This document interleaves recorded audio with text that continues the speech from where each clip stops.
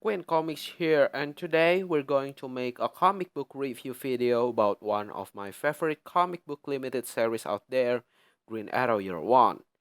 And just like another Year 1 story arcs, it retells the origin story of its main character, and in this case is Oliver Queen, the Emerald Archer himself. So let's start our review for Green Arrow Year 1, Issue 1. Green Arrow Year 1, Issue 1, simply titled as Part 1. It has Andy Diggle as writer and Jock as the artist. It was published by DC Comics on early September 2007.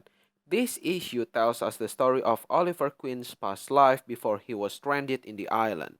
Up until one day, Hackett, his personal bodyguard and also his best friend, betraying him for some amount of money. When the first time I hear Andy Diggle is appointed as the writer for Green Arrow Year 1, I really don't think it's the right choice because, look, I'm not trying to discredit Andy Diggle here. He's a very talented individual, and I also like some of his work before Green Arrow Year 1.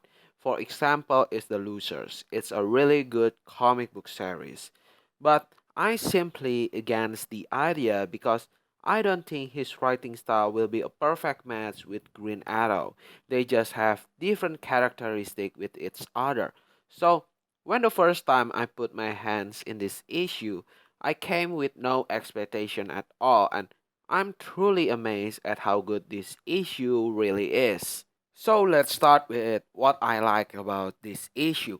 As we know, there are two characters introduced in this issue. One of them obviously is Oliver Queen. In here, Oliver Queen is portrayed as that type of person who spend his money on supermodels and adventures to get satisfaction in his life. This is actually my favorite depiction of Oliver Queen so far. It's actually fun and entertaining to see this Oliver Queen because Diggle just threw away all those left-wing politics bullshit, and although he is still a jerk, he's not an overly top jerk we usually see these days. The other character in here is Hackett. He is an original character created for the purpose of this limited series. He is Ollie's personal bodyguard and a person Ollie considers as a close friend of his. But sadly, he turns out to be the villain for this limited series in the late part of this issue. I find he have a very interesting personality. Although he is the villain, he still have that good side in him that makes him can't kill Ollie. This is something we rarely see in comic book villains these days, because usually they're just some pure evil villain character with no good side in them that I don't really like. But in order to make a character that interesting, Diggle need to sacrifice other aspect in this issue. And this is what we get, a very slow paced issue. It's because Diggle used almost all of the pages for character development.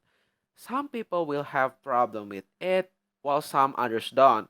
So, for you who love to have some mindless fun and action, this issue is definitely not for you.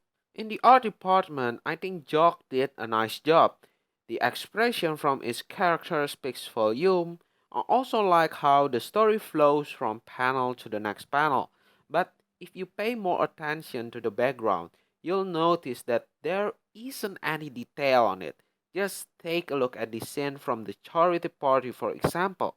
It really annoys me somehow. Overall, I could say that this issue is a very slow issue. Some people will like it while the others don't. But other than that, this is actually a finely drawn, well written one.